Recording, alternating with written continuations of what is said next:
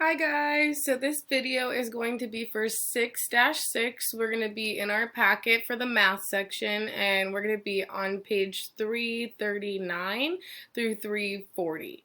So I'm going to give you a second. The materials that you're going to need are a pencil, access to the packet, whether you either have it up on a tablet or you have the packet itself, and then some kind of scratch piece of paper, and you can also use a blank page on the packet as well. So I'll give you a few seconds as you gather those materials and then we will get started.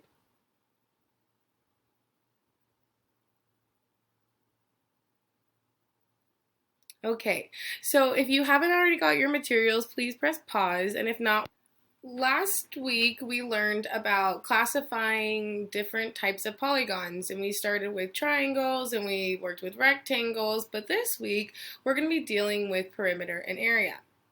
So if you were trying to build a fence around a house and you needed to know how much fencing to buy, you would need to know how to find the perimeter of that house. If you were trying to put carpet inside of that house, you would need to know the area. So mathematicians thought about how would I be able to do this, and we have some pretty simple formulas. But first, in order to understand perimeter, we have to define it, and we're going to do that right now. So let me minimize myself and put you guys on the packet. And here we're in the Dear Family section of it. So perimeter is going to be the distance around, it says the rectangle, but it's actually around any shape. And in order to find perimeter, we're going to be looking at side length, and we're going to be adding all the sides together. Now, on here, we're given a rectangle, and we're given a 3 centimeter width and a 4 centimeter length. And then on our perimeter equation, it says that our perimeter equals 4 centimeters plus 3 centimeters plus 4 centimeters plus 3 centimeters. We add that all together, and 4 plus 3 is going to be 4, 5, 6, 7. And then we're going to add 7 and 7, because we know if we add them again, we'll get 7, which does equal 14, which means that we did our math correct and that our perimeter for this rectangle is, in fact, 14 centimeters. Now, I want you guys to take a second on a scratch piece of paper, and I want you to look at the perimeter of find the perimeter for this triangle. So it has 3 equal sides. It is an equilateral triangle. So what can we do in order to solve our problem? How do we find perimeter? Well, it asked us to, if we go back to our packet, it says right here that perimeter equals side length plus side length plus side length plus side length. Usually we call it length and width plus length and width plus length and width. So right now, take a second and about 30 seconds and solve this on your own.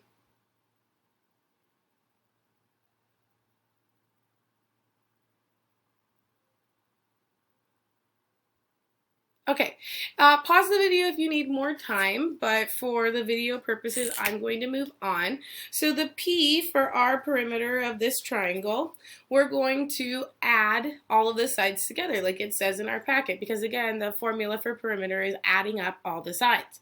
So we have 5 plus 5 plus 5. And if we skip count 5s, we know that 3 5s gives us what? Hopefully you said 15.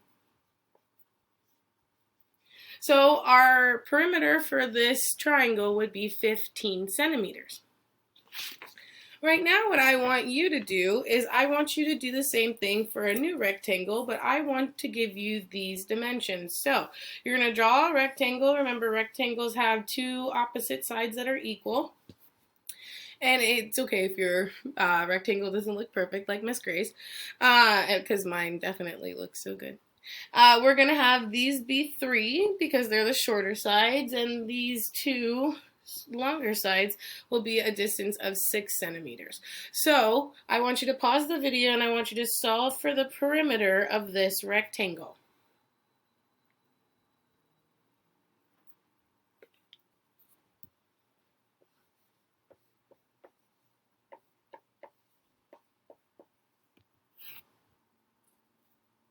So hopefully you set up your problem similar to mine, because the perimeter again is going to be the distance around the entire shape of this rectangle.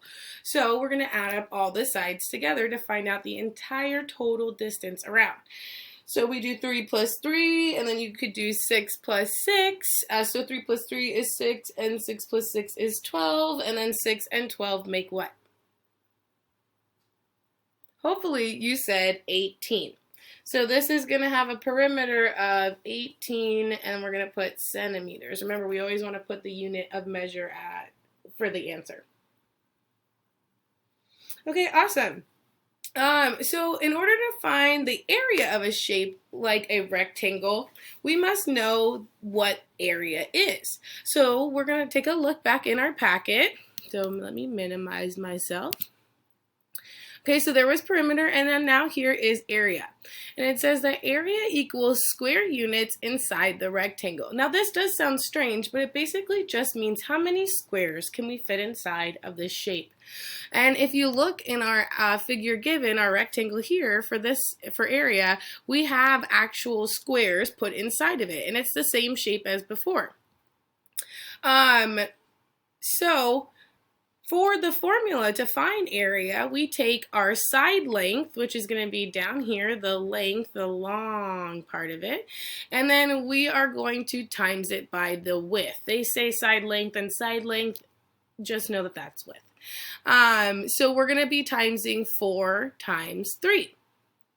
Now we know that multiplication is just repeated addition, so you can add 4 plus 4 plus 4, which would give you 4 plus 4 is 8, and then we go 8, 9, 10, 11, 12.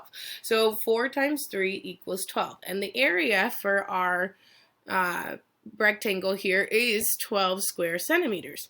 Now notice that the measurements for both rectangles are the same, but the area is 12 square centimeters and the perimeter is 14 centimeters. So if you're going through the packet and you're getting the same answers for perimeter and area, I would ask you to check. So right now, I want you guys to solve for the area for this rectangle, and I want you guys, the width is going to be 3 and the length is going to be 9. So pause the video right now, give yourself a few, probably a minute or so, and solve this.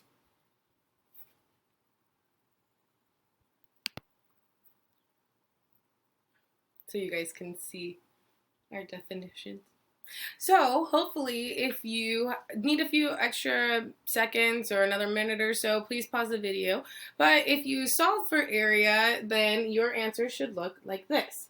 Remember our 9s trick where you use your fingers and you count to 3 and then you have 2 10s and 7 1s. Again, I would be normally facing the other way, but you guys should remember the 9s trick. If not, message me about that.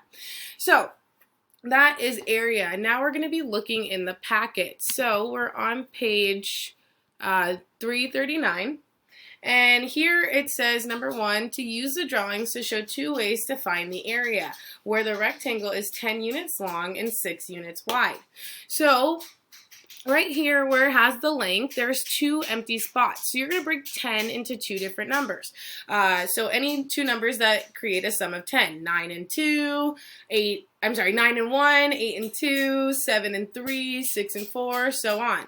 And then here on our width, this is going to be 6. So pause the video and find 2 ways that you can break up 10 and fill in these numbers.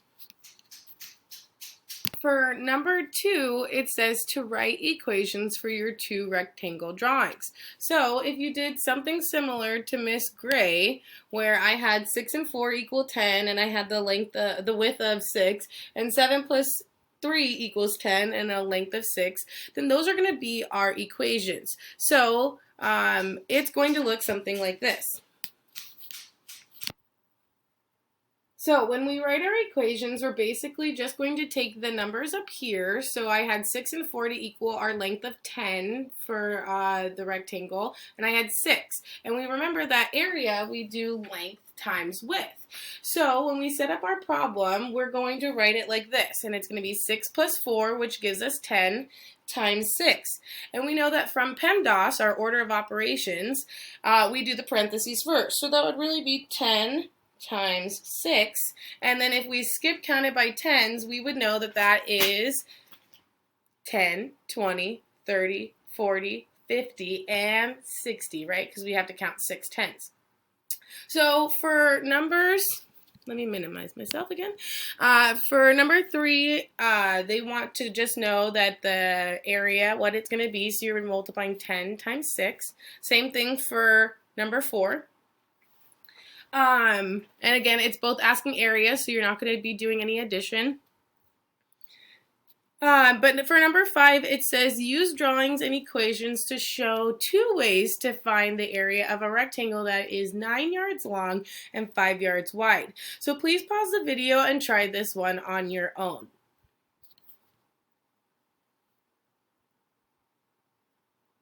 Again, remember that we're going to be finding ways to break up 9 or break up 5. You can either do one where you break up one or the other, or you can do 1 and 1. But you need 2 drawings and 2 equations.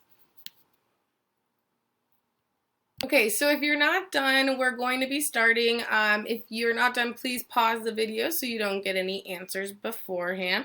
If you're already done, then take a look at what I did. This is one way that you could have solved it. So we had the shape where it was 9 centimeters long and 5 centimeters wide. So I knew that I could break 9 into the numbers 5 plus 4 because 5 plus 4 equals 9. Then my equation became 5 plus 4 times 5. And order of operations tells us that the P means parentheses. That's what these things are right here, and that's where we're going to solve first in order of operations. So we do this addition first, so 5 plus 4 equals 9, and then times 5, and 9 times 5 is 45. And again, you can do that with your counting by 5s. Now we're going to go into the packet, and I want you guys to try this page on your own. So page 340, numbers 6 through 9 will be done just like you did with me just now. So remember to pay attention, and again, this is still area. We didn't really spend a lot of time on perimeter because I know you guys know how to add. So this is just a little quick review on PEMDAS. It is parentheses, exponents we won't have to worry about here in 3rd grade, multiplication or division, and then we're going to do addition or subtraction. And this is the order of operations. So whenever you're worried about the order of operations, you want to remember PEMDAS. So first, we're going to do the parentheses. So 3 times 3 is going to be 9. So right here underneath that, we're going to write 9. Then we're going to carry down the plus sign, and we're going to go to the next set of parentheses. And then we have 3 times 5. 3 times 5 is going to be 15. So then we're going to answer that down there. Now we have 9 plus 15 is going to equal something.